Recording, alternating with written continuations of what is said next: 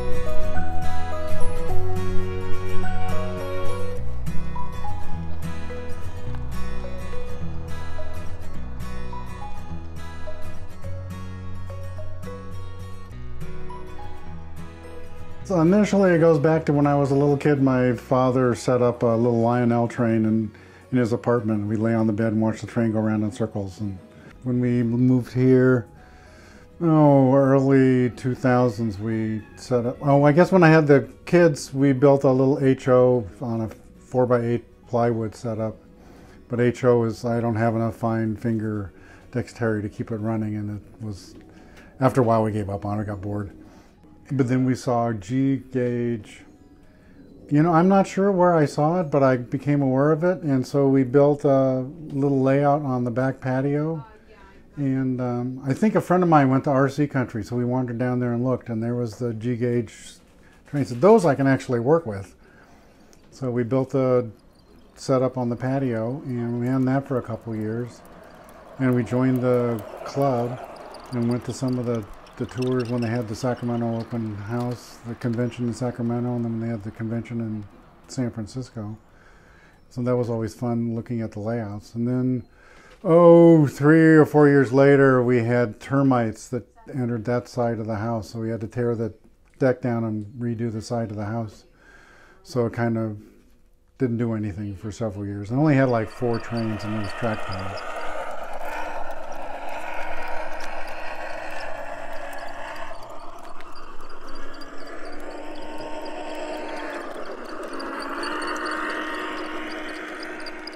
Then when I got close to retirement, we built a little flat area over on the right. My wife helped me spread it. It was just flat, decomposed granite.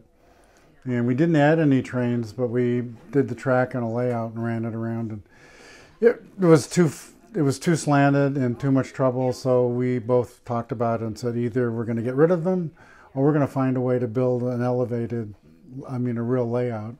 And then we went on the open house. Our kids live in Colorado, so we went to the Denver convention and did the tour, and there was a neat layout of an overlaid loop, and that makes real sense because it doubles the amount of distance, but it compresses the size of it, and you can do a big radius. It's going counterclockwise. It leaves the station, goes around on the outside loop. That's basically ABS made to look like bridge work or trestles. And then halfway out there, Bob said, this is fun. I'm going to build you a drawbridge. So he designed it, and then he built a drawbridge over there, and he uses a concrete block as a counterweight. And so you can lift it up and to get through the first level of the bridge. And then it goes around back to where we built a switchyard when we had the workday. And I don't use the switchyard that much, but it looks good, and you can park some stuff there, but it goes past the bridge, the switchyard, and then goes around the loop where it gets flat, comes back to ground level, or where the ground comes up to where the track level. Goes around there, and then it comes up, it climbs around, and we put a mountain in last year, so it climbs up behind the mountain and comes up even on the outside with the depot. So it goes in front of the windows of the depot. and then goes around where Bob fashioned some aluminum arches, and it goes around the arches and then goes back to the, hits the switch yard again.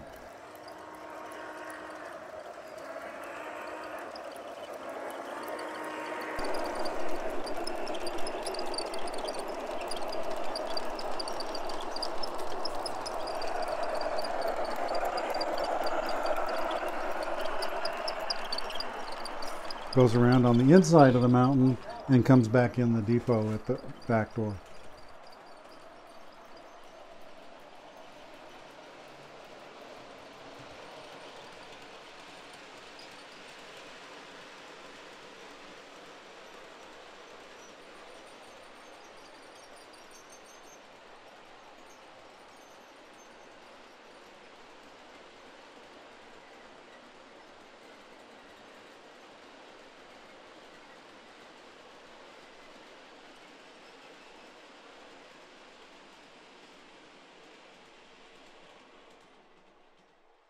I sent out emails to all the different clubs and everybody that advertised, and then Bob Dean from the Sacramento Valley group says, "I can do that for you," and he volunteers and he didn't have to pay hourly charge to do it, which would have been expensive. So he came out and we talked about it. We wanted a fold over loop. He sort of diagrammed it, laid it out here, and I said, "I'm just going to put a tough shed where I can store the stuff." He said, No, I'll build you a depot." And so he built the depot so it to be the same level of the track. The train could run through the middle of the depot, and then you just pull the train off the track and put it into storage. And so as we were doing the other things, I built the shelving and put the trains on the shelving, and the trains turned out to be so heavy I had to reinforce them with big angle iron underneath to keep them up. The design was Bob. He went out and found an old depot in Colorado, and then he put the roof, and we built it from the outside. We fixed the little windows so that they would look to more like the scale to the building, not the scale to the trains. And it made it just a unique little spot. And so we started doing the layout here, measured it. At that point, I started buying some more trains to add to it, and that's when I added about 8 more trains. You can see the AB unit. I finally bought I talked to Hans, who runs the big store down in Temecula, Gold Coast Station. Wonderful guy, amazing place to wander through the warehouse and see stacks and stacks and stacks of trains. And so he got that, and we ordered that and brought it here. And then it took us about a little over a year to get the thing built. We started in August, and we had a work day where everybody from the group came out and helped lay the track. And it was really interesting. It looked like the slant on the yard wasn't that much, but actually the yard falls away 3.5 feet. So it gave all the depth we needed. We kept the track level just enough for it to cross over. And then my wife's, when we went to do all the plaster work, we just used some bad dyes and looked kind of tacky, and I didn't know what to do. My wife suggested, well, just go down to Lowe's. There's concrete dyes, and we found all sorts of colors. So we painted it walnut, and it seems to look like ground. And then I found forest green, and you put that in randomly, and it fades, so it looks just like ground cover, and it just sort of makes it look natural. It's really easy. Then I found with ballasting, just using the powder stuff and the concrete powder in with the ballast, it doesn't hold to the concrete ground. It comes loose after a year. So we found a liquid cement, and you pour that white stuff down first, then you put the ballast on top of that, then you water the ballast. And the ballast we use is 50-50 screen decomposed granite and the concrete powder. And that seems to hold really well. This last year, even with all the rain, I only had to probably patch less than 10% of the track needed to be patched. So it holds up really well. We did major work last year getting the track all lined up, and it seems to hold because we were able to run the trains today without any problem. So the maintenance looks like going forward will be fairly simple.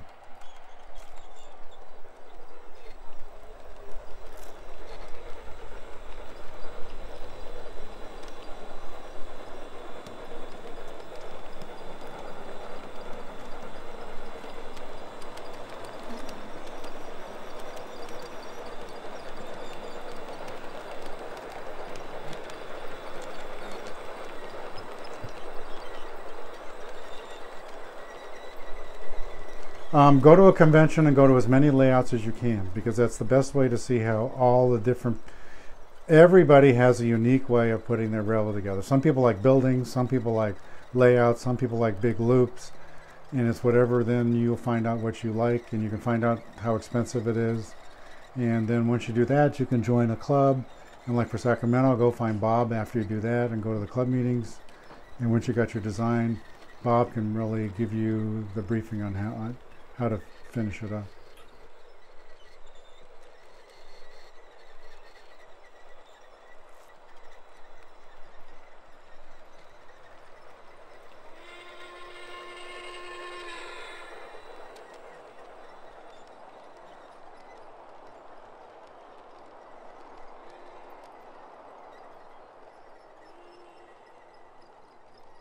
You know, it's talking about themes. It's really just one that you can run and sit down and enjoy watching it go around. You can have a beer or a wine and sit on the chair out there and run the train. And out on the one end, I didn't want to have it all walled off, so Bob, we figured out how to make that all open with some arches, and he formed the metal pieces so it made it nice and open. And you can just sit on the lawn out there on nice, either in the evening or in the daytime, and just run and watch it. And then knowing Ralph Merrill, another guy from the club who's an amazing electronics guy, I didn't want to sand the tracks because that's a big pain, so we started converting all the trains to battery power, and then when we buy one, to take a battery power and remote. And then for the passenger train, the older versions were bulbs, and so he rewired them all to be LEDs. The new, I think they must have talked to Ralph, because about a year later, USA, their new passenger cars comes out. They now are LED'd. But it's unbelievable at night. You can just sit and watch the train go around, and it's fun.